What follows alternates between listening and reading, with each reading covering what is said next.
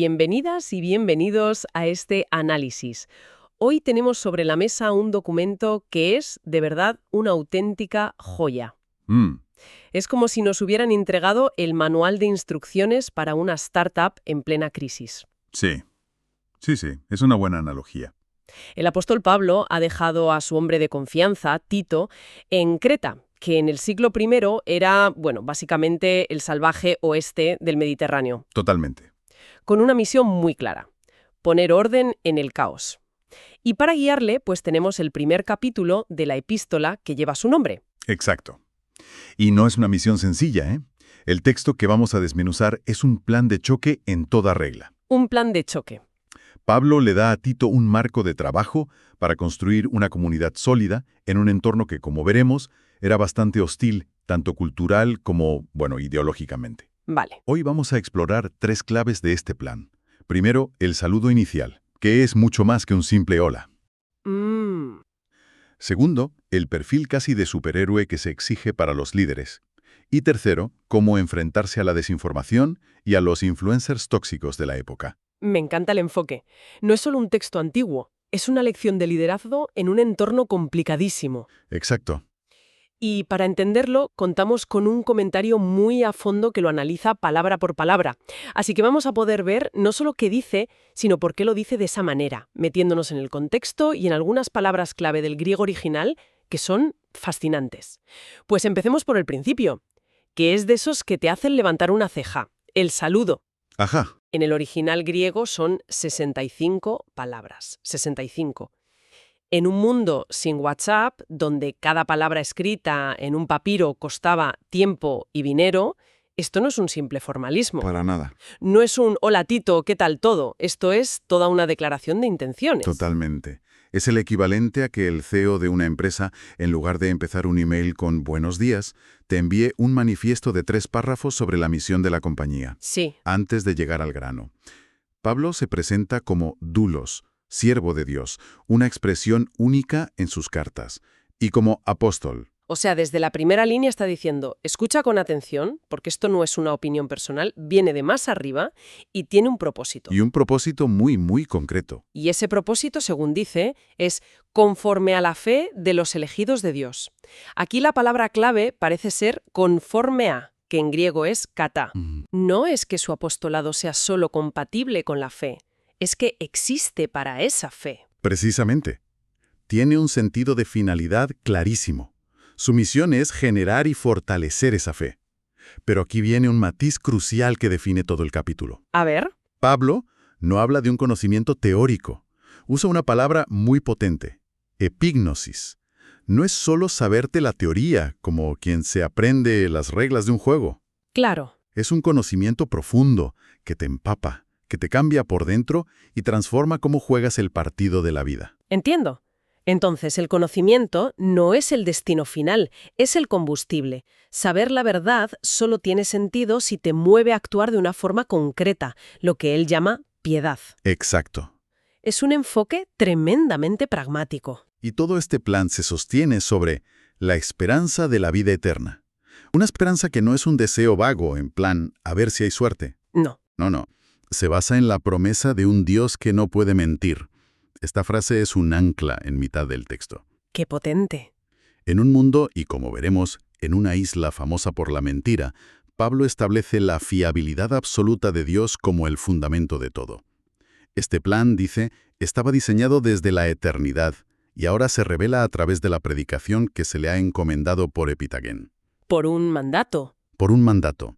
No es una sugerencia, es una orden directa. Y después de toda esta declaración de principios, que es casi como un currículum teológico, por fin se dirige a Tito. Por fin. Lo llama verdadero hijo en la fe común. A mí me llama la atención también un detalle que señalan las fuentes. En esta carta tan corta, la palabra Salvador aparece 6 veces. 6 veces. Tantas como en el resto de sus cartas juntas. Es un énfasis abrumador y deliberado. Y se aplica tanto a Dios Padre como a Cristo Jesús.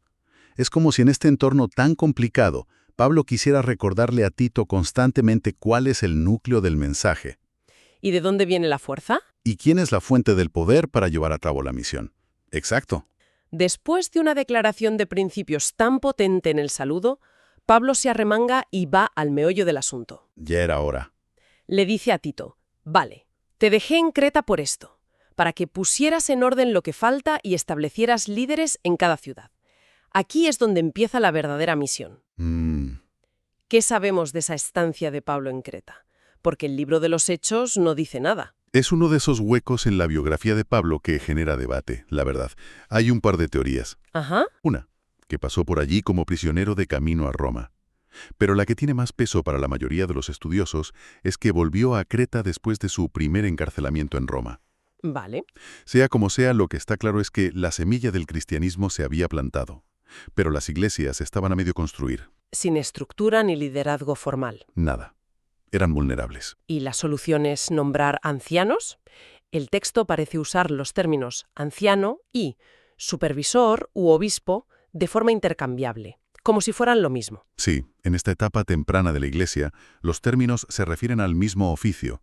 El versículo 5 dice que nombre ancianos. ¿Y el 7? Y el 7, al describir sus cualidades, dice porque el supervisor es un liderazgo colegiado, no una jerarquía piramidal como la entenderíamos hoy. Entiendo. Y la lista de requisitos que da a continuación es sencillamente brutal. Al leer esta lista, me da la sensación de que Pablo está adaptando el mensaje al público. No es exactamente la misma lista que le dio a Timoteo en otra de sus cartas. No, no lo es. Aquí añade matices que parecen pensados para los problemas específicos de Creta. Por ejemplo, insiste en que no sea arrogante. Casi parece que estuviera diciendo, cuidado Tito, que en Creta este defecto es especialmente peligroso. Veo esa intencionalidad también. Es un perfil a prueba de balas. Por ejemplo, se pide que sea anencletos, irreprensible. Irreprensible. Esta palabra va mucho más allá de ser una buena persona. Significa literalmente inacusable, alguien contra quien no se puede presentar un caso válido en un tribunal. Es un estándar altísimo. Es un estándar de integridad pública altísimo. Y luego, como bien dices, añade esa cualidad que es el antídoto del mal liderazgo.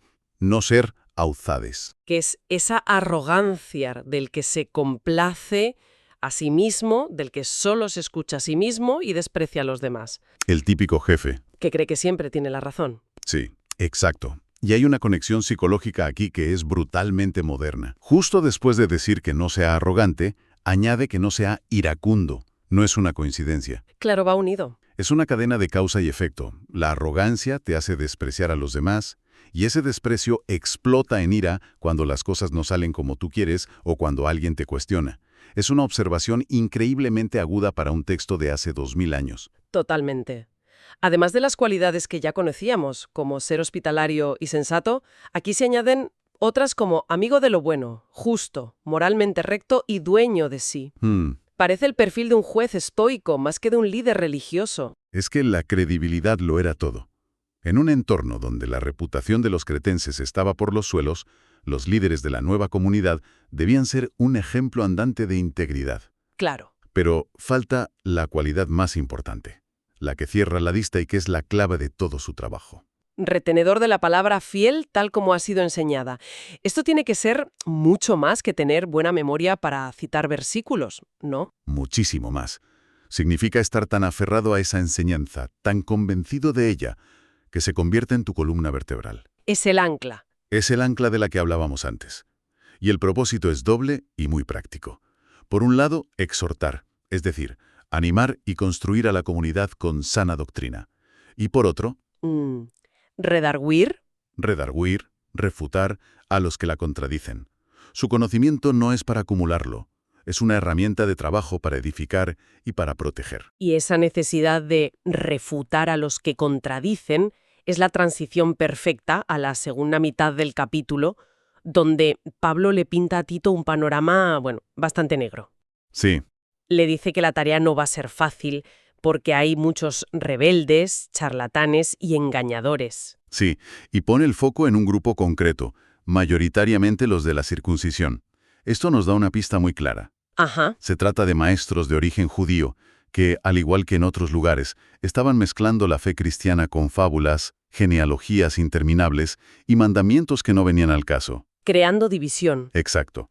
Probablemente usaban su herencia judía y el rito de la circuncisión como una especie de credencial de superioridad espiritual, creando división y confusión. Y la instrucción de Pablo es directa, por decirlo suavemente. Hay que taparles la boca. Sí, sí, Es una orden súper tajante. Suena muy drástico. lo es, y refleja la gravedad del daño que estaban causando. Ahora, el texto no dice que les pongan un esparadrapo en la boca. Claro. Aunque la orden es dura, la lógica pastoral de la época, que podemos reconstruir a partir de otros textos, sugiere un proceso escalonado. No se empezaba con la excomunión. ¿Cómo era ese proceso? Pues primero, una amonestación privada y amable. Si no funciona, una reprensión más firme, quizá delante de otros. Si la persona persiste, la comunidad empieza a evitarla. Y solo como último recurso, para proteger la salud de todo el grupo, se llegaba a la exclusión. Entiendo. ¿Y por qué eran tan peligrosos? ¿Qué hacían exactamente? El versículo 11 es la clave. Trastornan casas enteras, enseñando por ganancia deshonesta lo que no conviene. O sea, dos venenos. Dos venenos. Primero, su mensaje era erróneo y desestabilizador, probablemente generando ansiedad y culpa con reglas inventadas.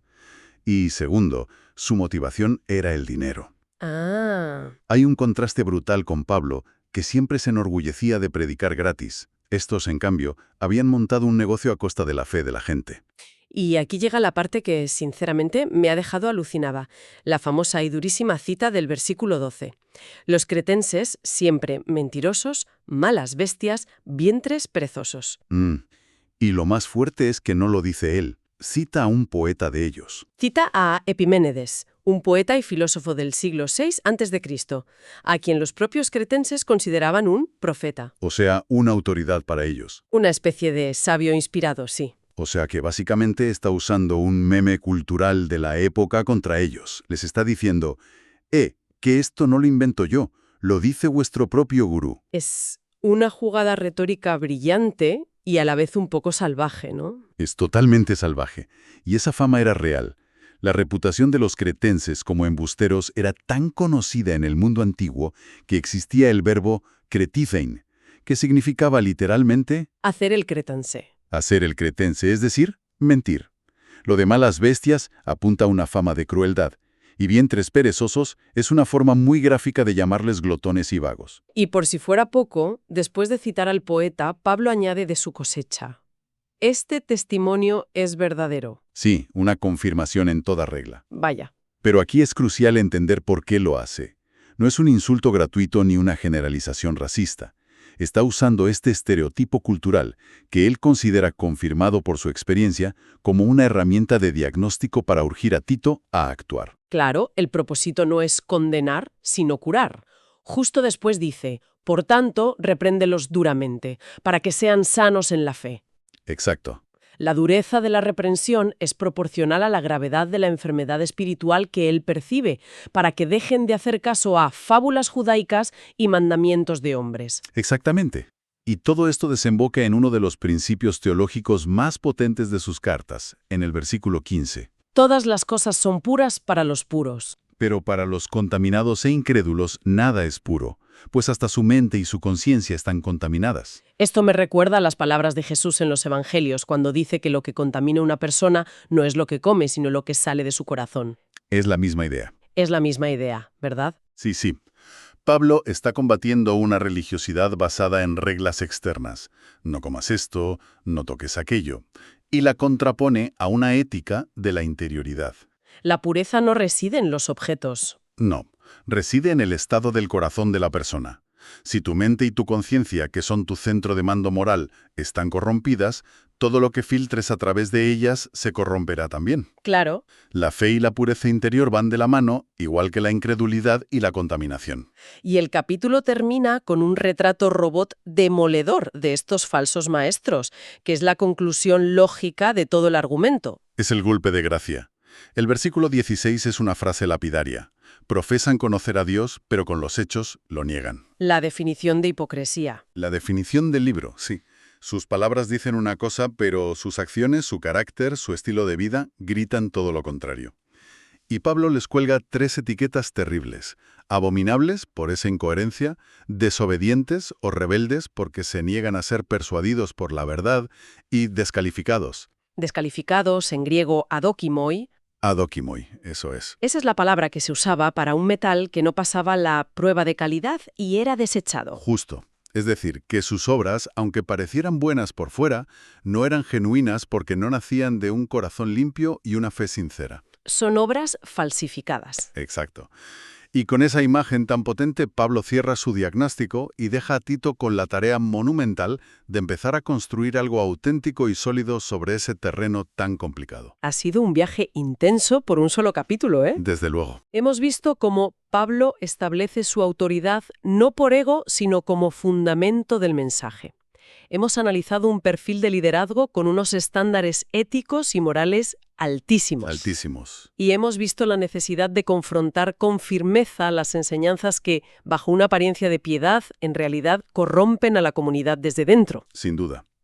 Y si hay una idea que lo une todo, es que para el autor de esta carta, la doctrina correcta, lo que él llama sana doctrina, y la conducta correcta, la piedad, son dos caras de la misma moneda. Son inseparables. Totalmente. No puedes tener una sin la otra. Una fe que no se traduce en un carácter transformado y en buenas obras es, en última instancia, una negación de esa misma fe. Y esto nos deja con una reflexión final que me parece muy pertinente hoy en día. A ver. El texto traza una línea muy clara entre la pureza que nace de un corazón y una fe sinceros y la contaminación que viene de una mente y conciencia corruptas, sin importar los rituales o las apariencias. Esto plantea una pregunta muy actual. A la hora de evaluar la integridad, ya sea la nuestra o la de los demás, ¿dónde ponemos el foco? ¿En las declaraciones públicas, en la afiliación a un grupo, en las apariencias o en la coherencia profunda y a veces silenciosa entre lo que se dice creer y cómo se vive cada día?